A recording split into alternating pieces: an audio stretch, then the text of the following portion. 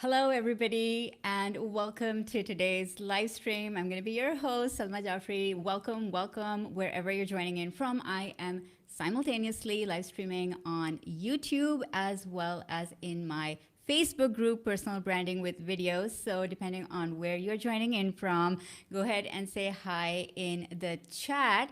And also, I have a really important question to set the tone for today and start us off. Okay. That question is, what are you celebrating on your YouTube channel right now? What are you celebrating on your YouTube channel right now? So let me know that inside our chat. Okay, so let's get started. Let me tell you how today is going to go down, and just want to make sure that video and audio are all working. Let me know if you guys can see me, hear me, everything is good.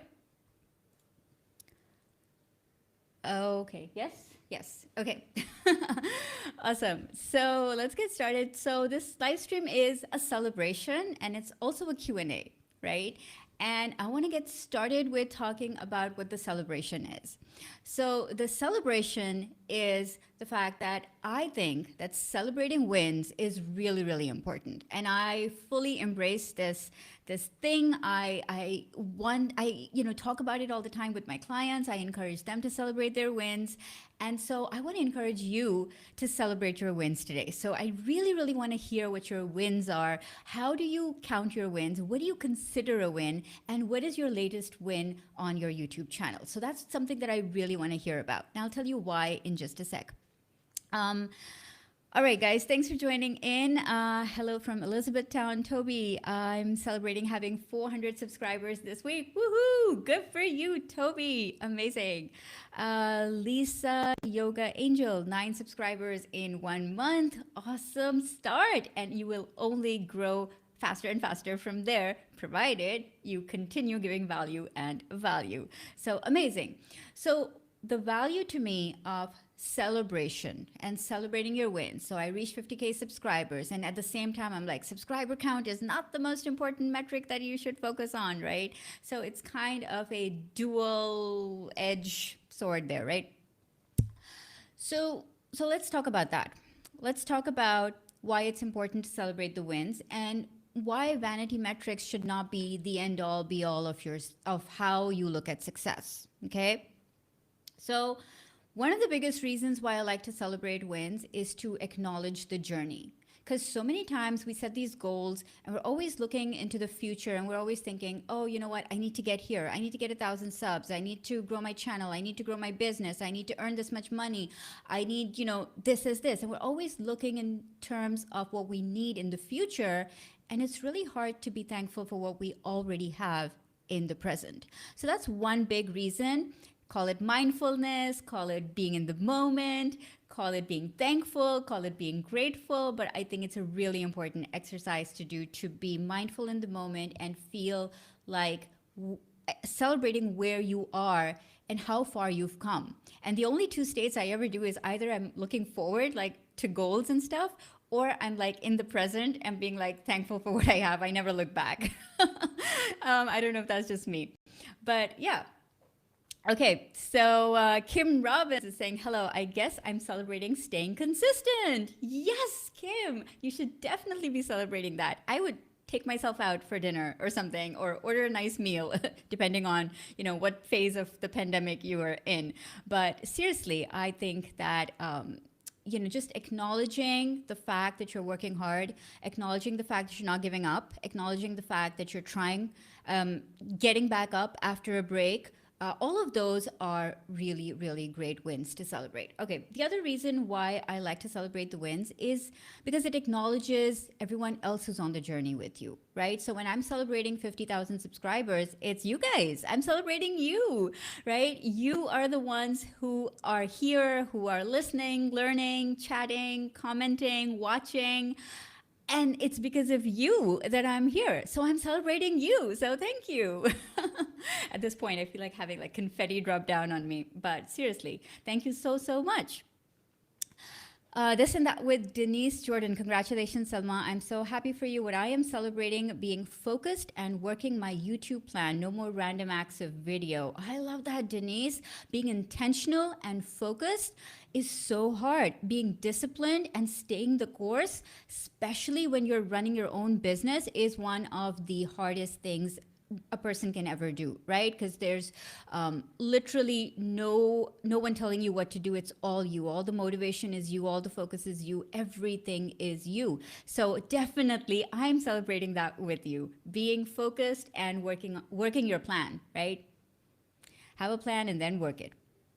Um, Okay, so those were really, really great celebrations. So the other reason why I like celebrating the wins is showing what's possible, right? So a lot of people will be like, okay, how long does it take to achieve this goal?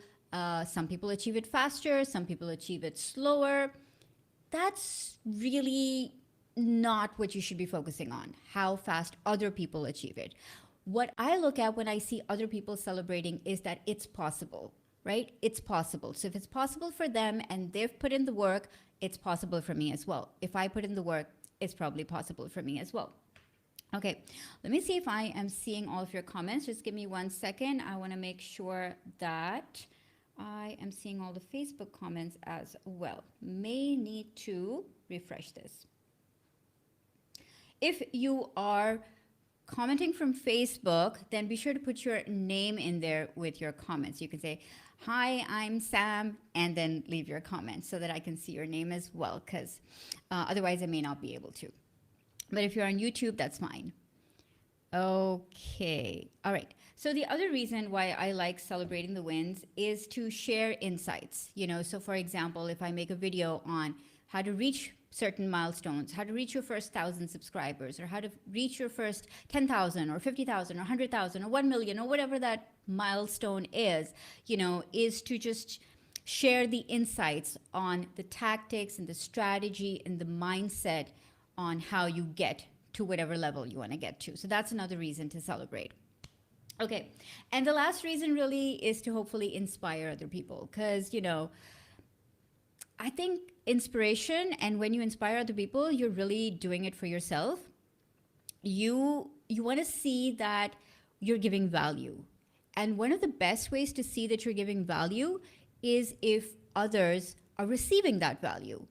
And one of the best ways to see if other people are receiving value from whatever it is that you're sharing is if they are inspired and they are inspired to take action, So that's a really great way that's a really great reason to celebrate your wins as well. Bruno is saying the experience is better on YouTube, just saying. Oh, thank you for letting me know that, Bruno, because like I said, I'm testing out this software, like I said that in the test stream, and I would really like to know your feedback on it. So guys, let me know if you can hear me, see me, everything, and everything is good.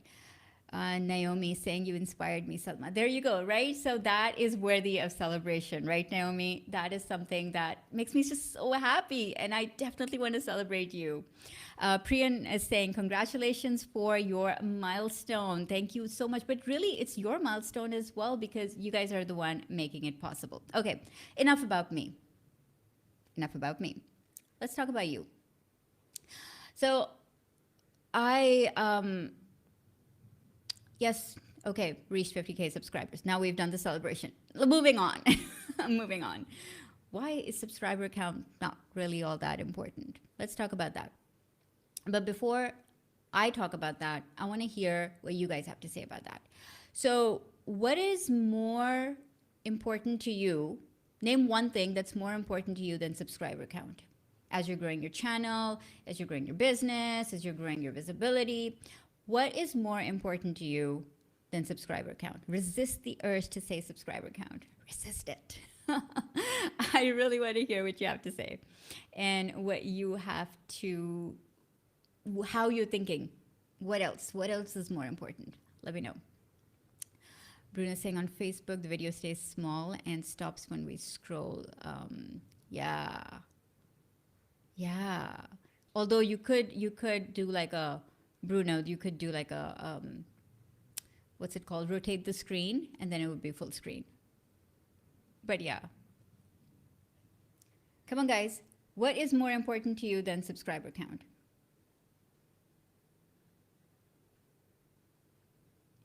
What is more important to you than subscriber count? I'm literally gonna like just keep saying this until you start answering, because I really, really want your answers on this before I explain. Because of course, I have a ton of things to say on it. Kim is saying, okay, let me just put this up on screen, Kim. So Kim is saying, views that turn into clients or connections is more important to her than vanity metrics like subscriber count. Kim, I am with you 110%.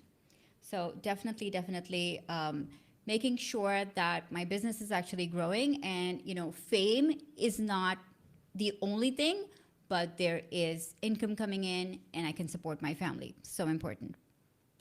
Okay. Priyan is saying views. Bruno is saying views and engagement. Denise is saying watch time. So more important than subscribers is watch time. And that's an interesting comment, because if you follow a lot of like YouTube news and people who talk about YouTube a lot, watch time is how they have really pivoted. So back when YouTube first started, and these subscriber counts were kind of like the most important thing people used to measure and look at. And then there was a shift, a major shift in YouTube and how it viewed a successful channel. And it realized that in order to maximize advertiser revenue, they needed people to watch more videos. And so watch time became the primary metric on YouTube by which it gauges the success of a video, not a channel, a video. So watch time is per video, okay? So you can have low watch time on one video and amazing watch time on another video, and that second video might take off, and that could, just blow up your entire channel in a good way. So thanks, Denise, for that. Okay.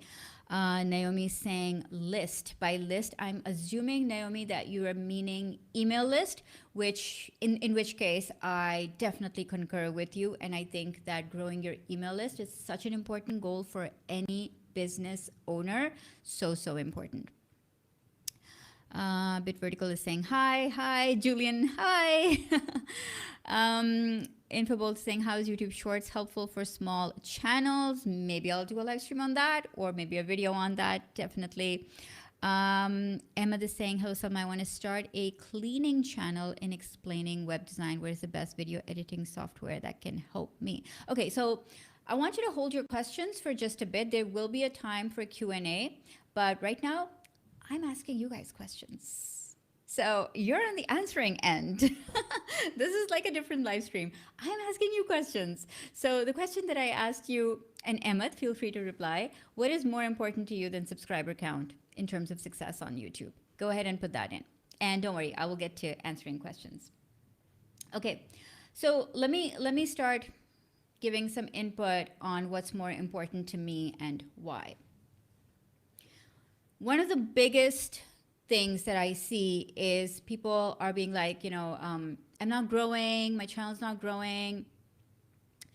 And when I go and take a look at their channel, there are either very few videos, or there's like, very haphazard format and no real consistency. So really the number one thing that I think about when I think about subscriber growth is that subscribers are a result and they are not the focus, right?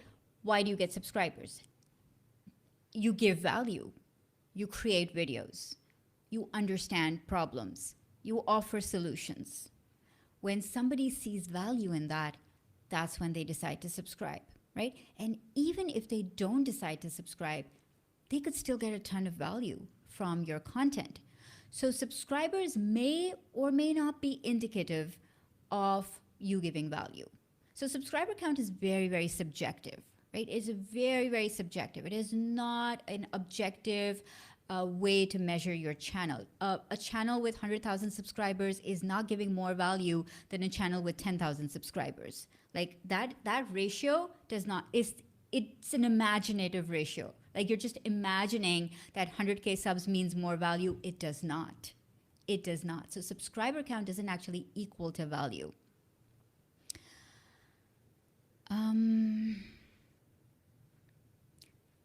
I'm so grateful to catch you. I'm having so much difficulty with titles in SEO. I like your comment regarding clients to connections. Yes. Engagement. To have no copyright claims or strikes. Oh, that's the answer to my question. Well, thank you for answering that. Julian is saying more important for me is engagement. Yeah, that's a good answer, Julian. From It Up is saying catering to my subscribers' needs. Yes, that is more important than just a number. Absolutely. Yeah. Okay. So the first thing to focus on is giving value by creating videos that are giving value, right? A lot of people ask me, well, how do we know we're giving value? A lot of people are like, well, well, if your channel isn't growing, then maybe you're not giving enough value, right? So come back to your growth metrics and come back to see, is your channel growing? And if it's not growing, you need to give more value. So it requires more effort from you. And it's hard, definitely. Lisa is saying watch time and engagement so I can continue to share valuable content. Absolutely. That I think is way more important than just subscriber numbers. Okay. The second thing that is more important than subscriber numbers is who is watching. So the first thing was what videos are you creating and are you giving value in those videos? And the second thing that's more important than subscriber numbers is who is watching. Are you reaching that target audience that you want to reach? Are those people going to want to work with you? Are those people going to recommend you? Are those people your advocates? Are those people seeing you as a credible source of information or entertainment? Do they see you as an authority? Are they your target audience? Who is watching you? That to me is more important than just a vanity metric number, right?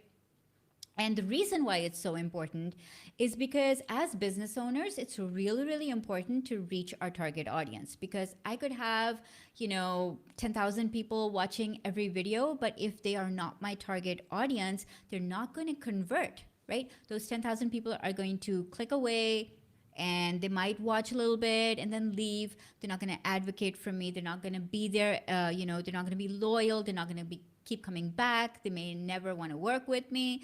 So just having 10,000 people is not the goal.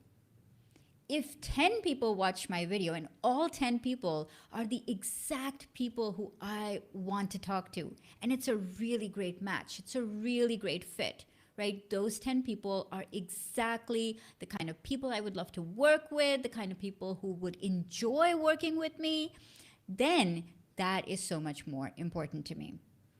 And Naomi, I'm glad you asked that. Let's put this up on the screen. So how can one ensure that? How can one ensure that you are reaching your target audience? And I love this question because the answer is so simple, but we don't see it. We don't see it. It's just stupidly simple. Okay. The answer is, you ready, Naomi? And everyone else?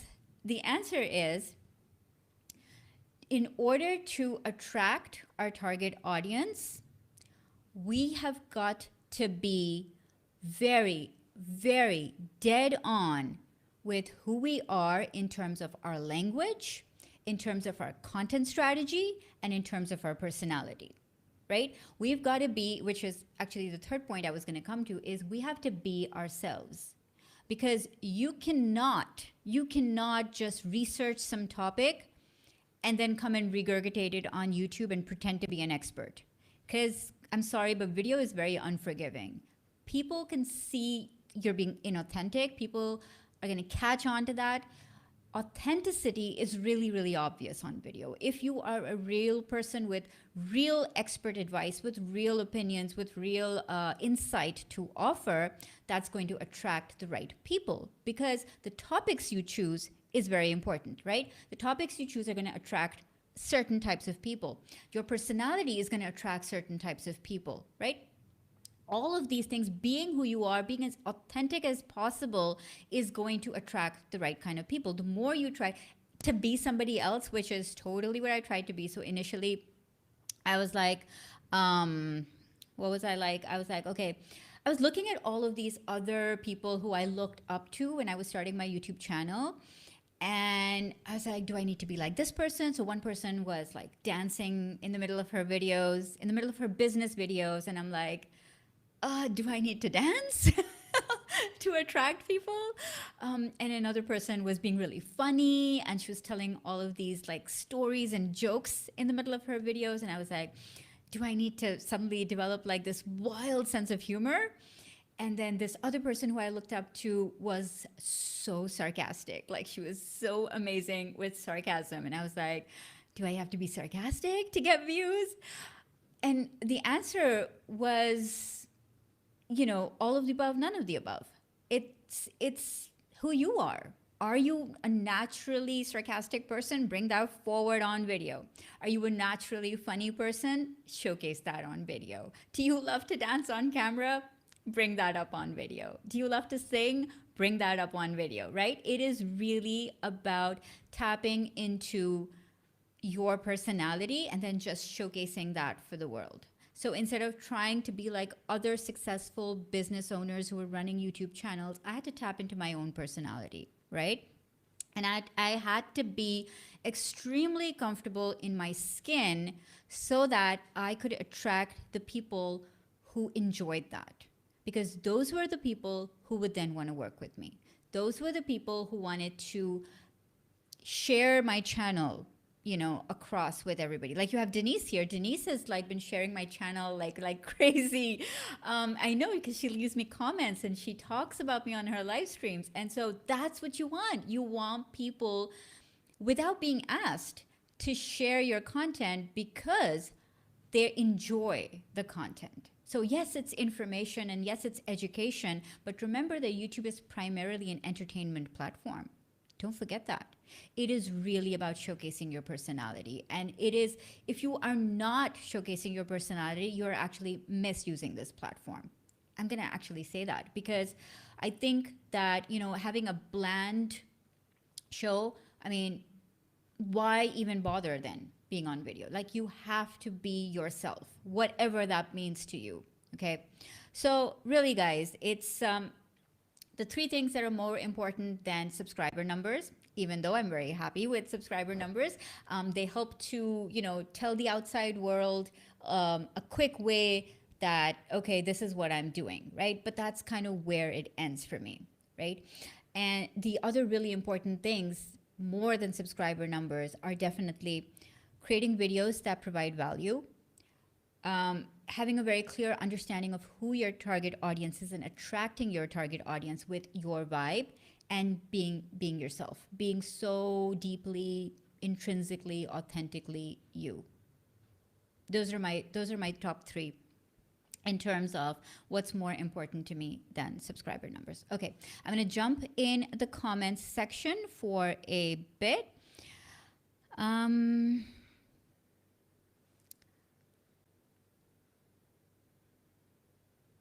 Okay.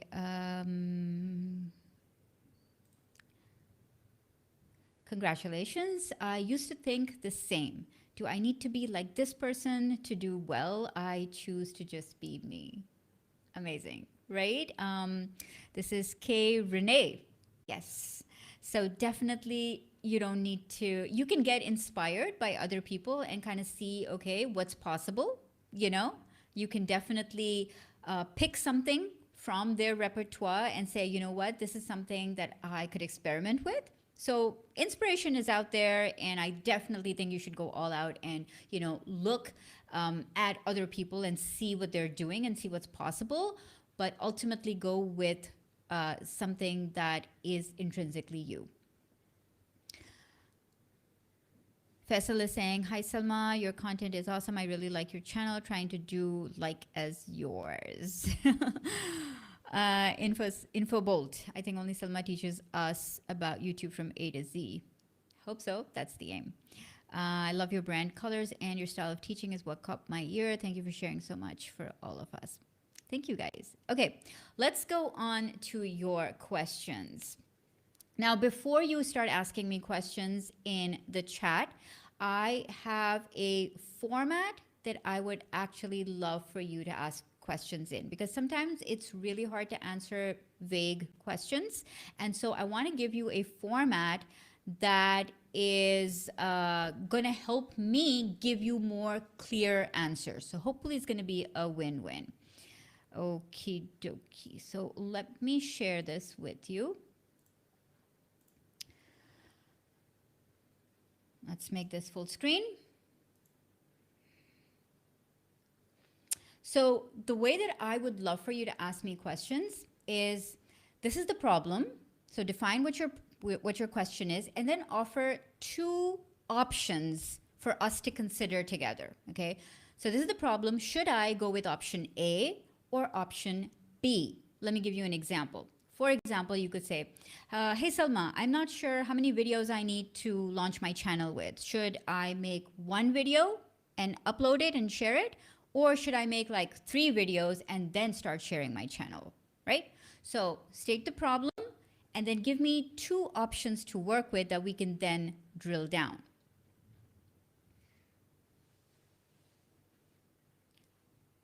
While I drink water.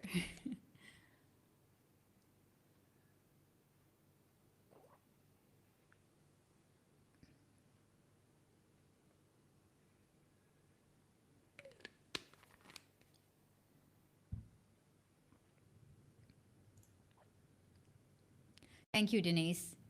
I like your new channel name. I know it's been a while since you adapted to this name, but it lets us know exactly what you are about. Yep. All right, let's start with the first question. From It Up is asking how to choose a title, a purely TubeBuddy suggested, or B, go with clickbaitish titles. Excellent question. Okay, let's dive into this. And I'm so happy you followed the format. It makes it so much easier for me to answer.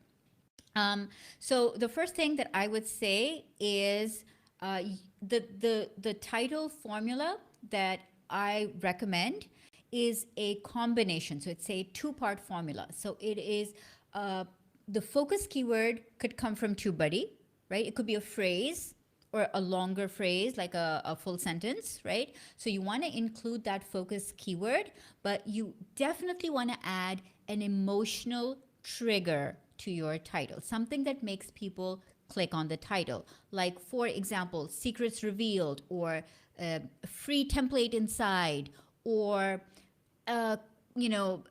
my 6 strategies for tackling this, like some kind of emotional, human reader specific wording.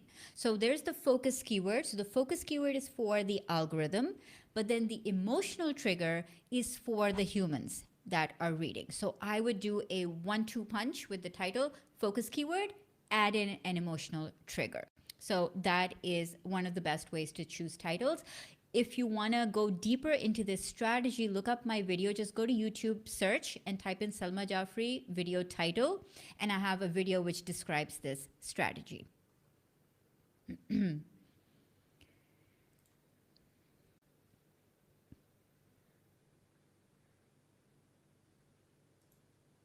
Okay, next question is by Info Bold. What attracts people more, a voiceover or a video screen? So definitely a video screen, except when the subject of the video is more important than who's sharing it. So let me explain. So let's say I want to learn Photoshop, and I want to be a graphic designer, and I want to learn how to do specific things in Photoshop. In that scenario, having a voiceover is more important, because then I can see the screen. Then I can see, okay, what tool to select in Photoshop, how to apply it, what do I need to work on exactly? And the subject is the Photoshop tutorial, and the voiceover just adds the instructional element to that, right? So in that scenario, the voiceover becomes, and the voiceover combined with the subject becomes more important.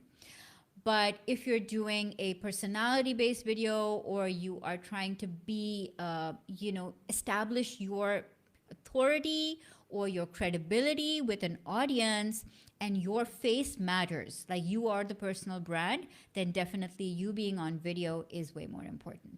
Hope that answers it.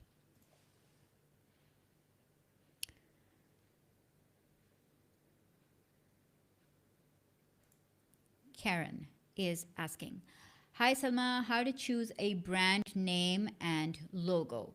So, one of the really easiest ways to start off with is with your own personal name.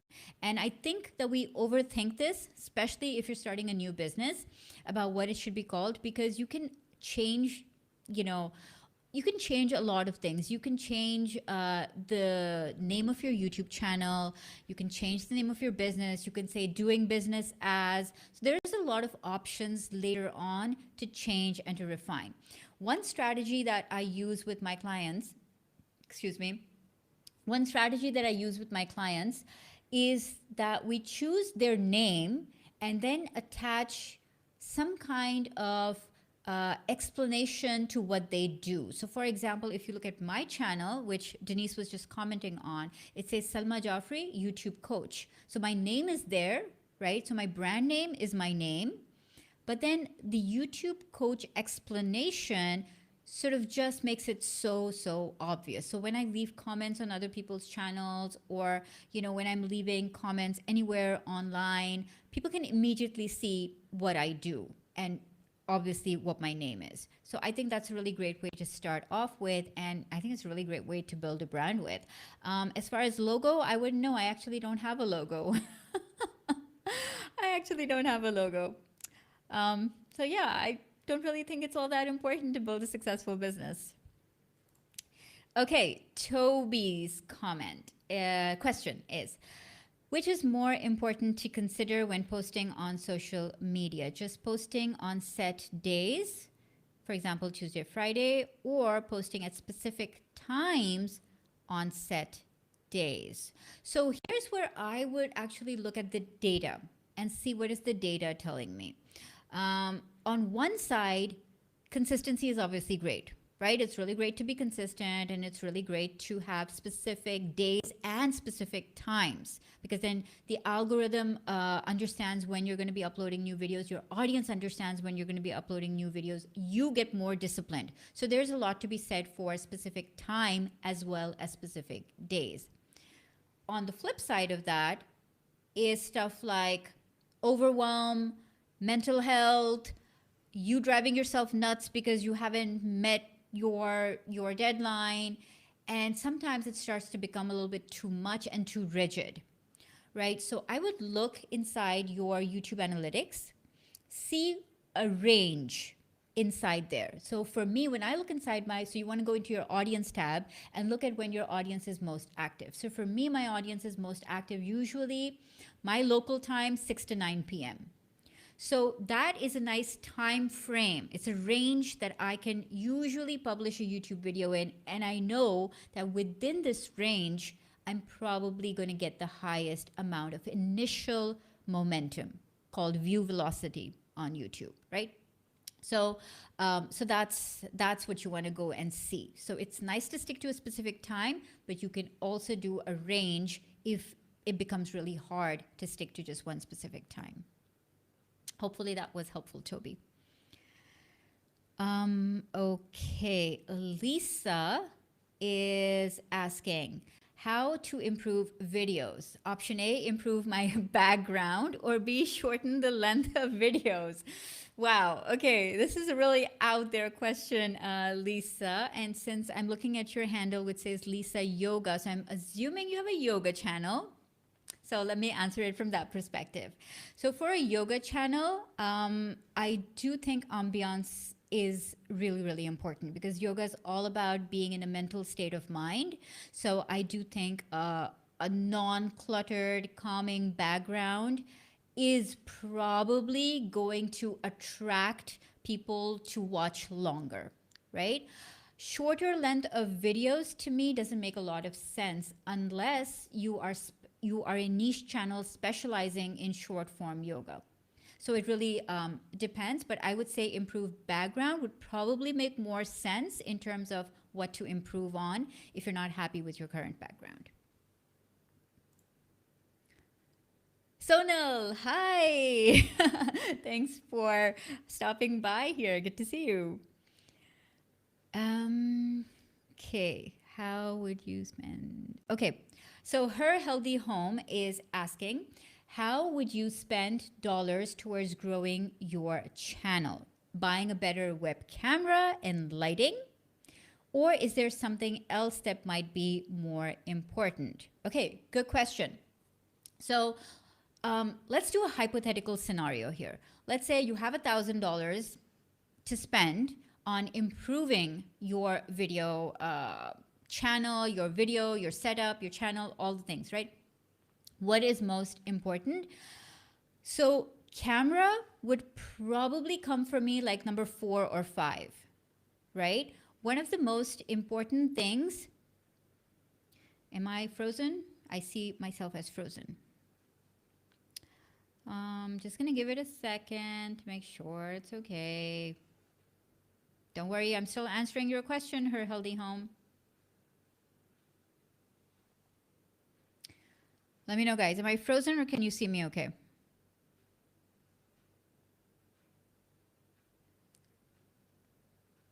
We have a glitch in the live stream. Let's hope it goes away.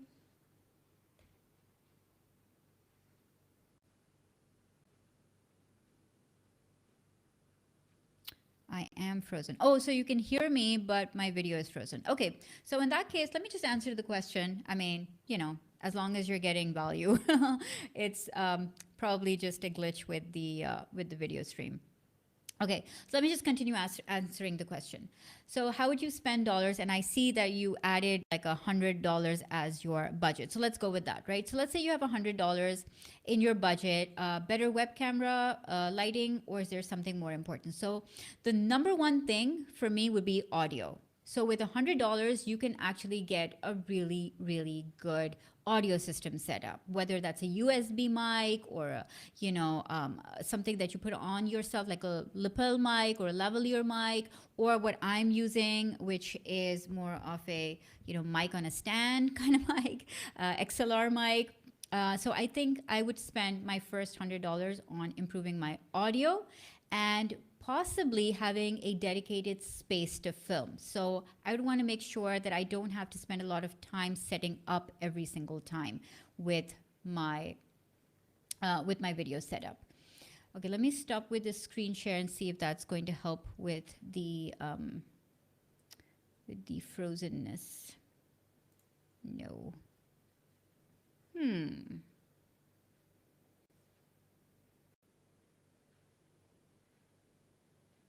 Okay. I'm here, I'm still here, guys. Just wondering why it's frozen and not coming out.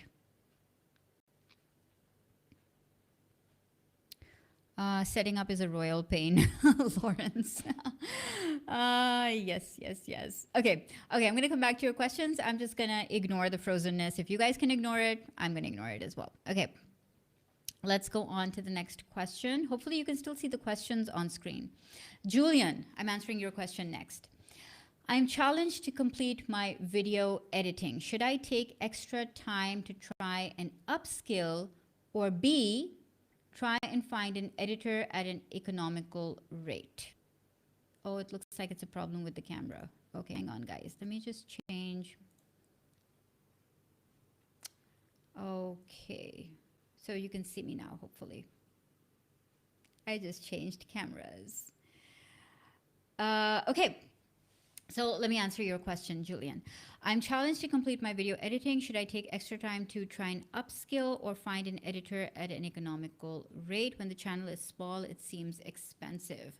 My personal experience is that before I hire people, I like to know the skill to a proficient level so that I can guide other people on exactly what I want. But that's just my preference. A lot of people choose to just quickly outsource things that they are uncomfortable with. So for you, it's got to be a decision on what's more important to you, time or money. If you have more time, then spend learning a little bit of basic editing 101, right? And if you have a little bit of money that you can outsource editing with, then do that. In the beginning, it could be a mix of both. You could outsource a few videos and you could, sorry, I was looking at the other camera. Sorry. Okay. So you could outsource a few videos and you could also work on editing your videos yourself. So you could kind of do both and sort of, have one video that you edit yourself and one video that you get outsourced and edited. So hopefully that was helpful for you.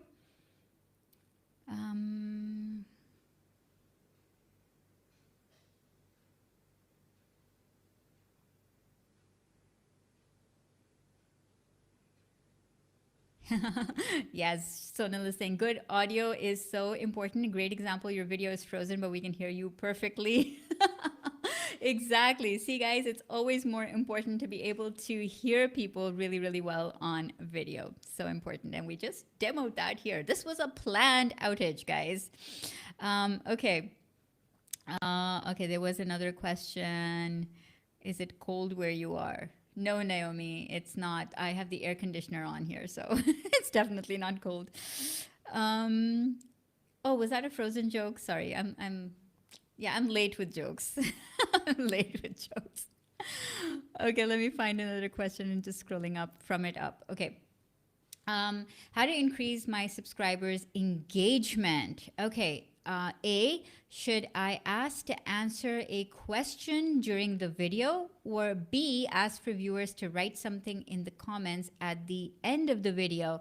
Both. Definitely both. So, because not everybody is going to watch till the end of your video, right? So there are a lot of people who, if there's a natural point in your video where you could pause and ask a question, definitely do that. If you look back at some of my videos, sometimes I ask like a question right in the middle of the video, or even right in the beginning of the video, and ask people to comment. And sometimes I leave it right up until the end. So whatever makes more of a natural flow. So as you're talking, as you're presenting, if at that point, let's say you're presenting 3 points, and after point number 1, a natural question shows up, ask it in the middle of the video.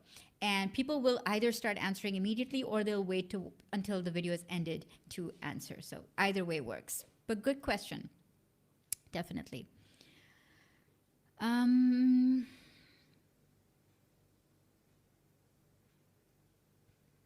There's not a question, but Business Growth Ready is saying editing can be a pain. Looking at doing 80% videos live to drive, so don't need much, if any, editing. Yeah, I mean, that's one way to kind of not do editing, is to just do live videos, right? But you do want to either learn a little bit of editing or outsource. So definitely have a mix. Famina, hi, good to see you. Thank you so much for the congrats. And I'm so happy that you're receiving so much value. I do lifestyle cooking videos, so it's hard to fit in during the video.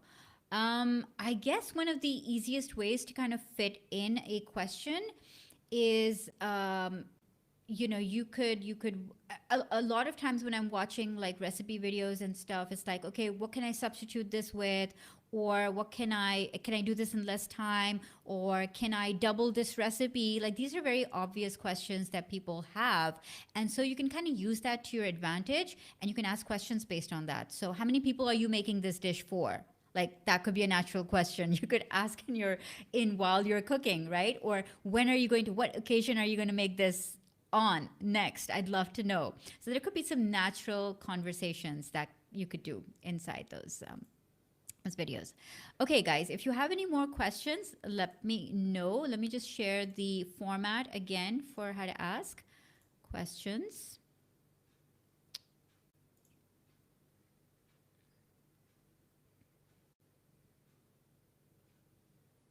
So yeah, one of the best ways is for you to ask me like an AB style question. I think that that's like a very, very good way for me to give you more clarity and more specific answers. So if you guys have any more questions around our topic of YouTube growth and subscriber growth, put it down in this format while I take a quick water break.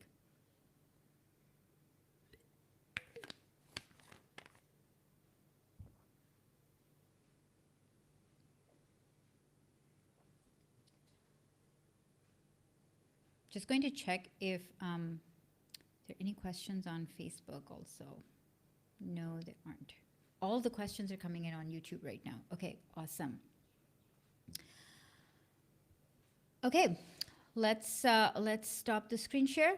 Let's wrap this up today. So, in terms of looking at subscriber growth, remember one big thing about looking at subscriber numbers. The biggest thing for me is that they are really, really great for, at a glance, making people feel like your content is like your channel is valuable.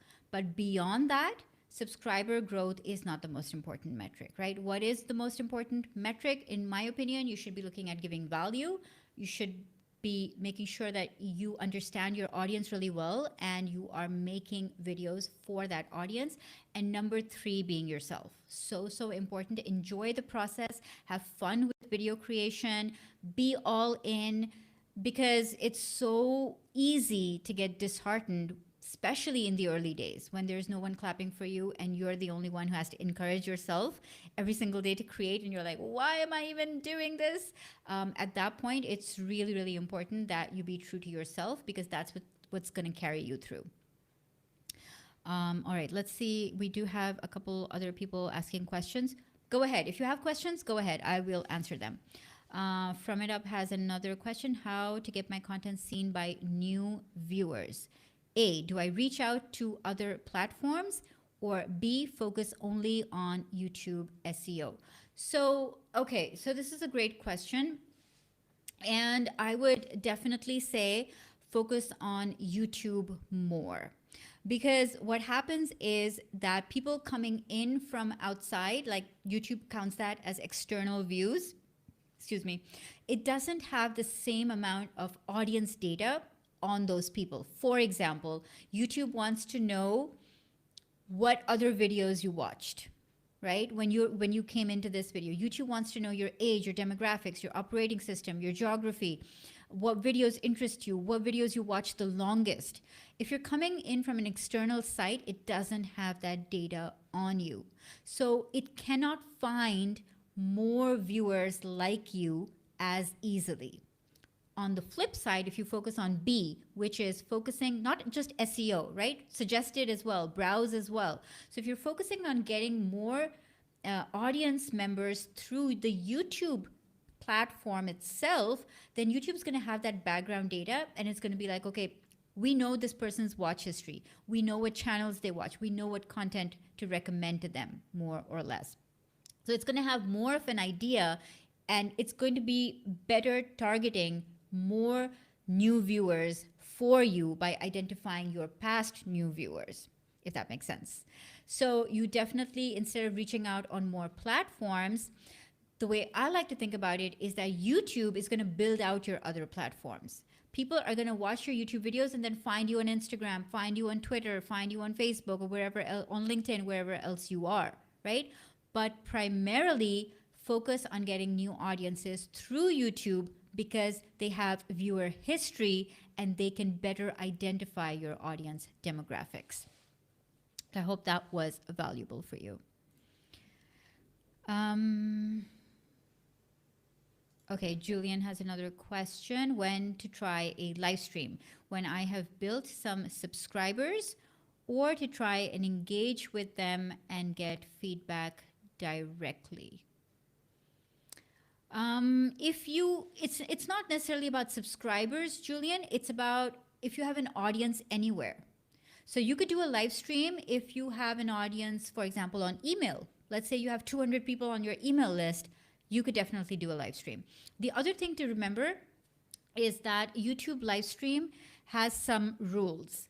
So if you have less than 1,000 subscribers, you need to use a live streaming software to go live, especially if you're on mobile, right? So if you're on computer, you need to use a webcam and software. But if you're on mobile, you need to have more than 1,000 subscribers, unless you use live stream software. So I'm using restream.io, for example, to go live here. You could totally try that. And once this live stream is over, I'll drop a link to restream.io down in the comments section below. And you could totally go and try that out. So I don't think you need to necessarily, to answer your question, I don't think you need to necessarily have subscribers, but you need to have an audience. So that audience could be on any platform. Even if you have just 10 members, let's say, invite those 10 members to come into your live stream. And one of the easiest ways to do that is to ask questions prior, or to make a list of questions that you could answer in your live stream, so that if there isn't any engagement going on, if there are too few people for engagement, you can have a list of questions to answer. And then when those people come and they see you answering those questions, you look like an expert, and then that's going to attract more people.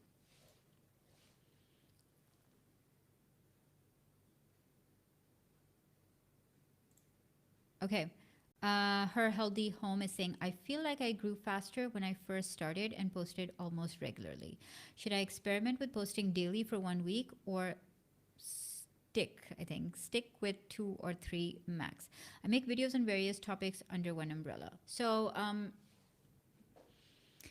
this is like a widely contested issue on YouTube is, should I go daily? A lot of people ask this. Should I go daily? Should I up my frequency? The clear answer is no. I have never seen any channel, my channel included, that benefited from from making daily videos. And I'll tell you why. The big reason is that when you create a new video, YouTube treats it as a new video for at least 48 hours. That's 2 days, right? So you get your video is even labeled as new. And while your video is labeled as new, it gets more airtime. It's shown to more people because it's a new video. YouTube still doesn't have a lot of stats on it, so it pushes your video. It shows it to more of your subscribers. It's trying to gauge how are people going to react to this video. So if you are looking to up your frequency, I would say give it at least 48 hours before releasing the next video.